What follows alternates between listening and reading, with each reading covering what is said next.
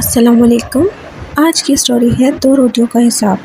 ایک غریب بوڑھی عورت روز صبح محلے کے تندور سے 2 روٹیاں خریدا کرتی تھی، ایک اپنے لیے اور دوسرا کسی ضرورت مند کے لیے۔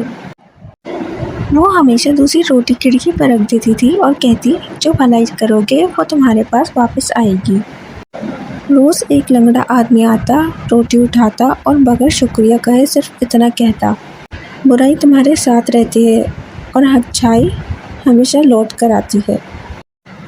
بوڑھی عورت اس کی بات سن کر ناراض ہو جاتی۔ ایک دن غصے میں اس نے سوچا، یہ آدمی نہ شکریہ ادا کرتا ہے نہ دعا دیتا ہے، اور آج اس روٹی میں زہر ملا دیتی ہوں۔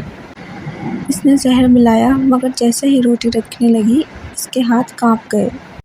اس نے فوراً وہ روٹی آگ میں پھینک دی اور نئی روٹی رکھ دی۔ شام کو اچانک اس کا بیٹا گھر واپس آیا، جو کئی دنوں سے لاپتہ تھا۔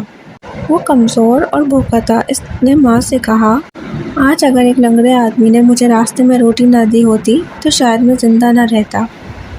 بوڑھی عورت کے ہاتھ کانپنے لگے۔ اسے سمجھ آ گیا کہ اگر وہ زہریلی روٹی رکھ دیتی تو اس کا اپنا بیٹا مر جاتا۔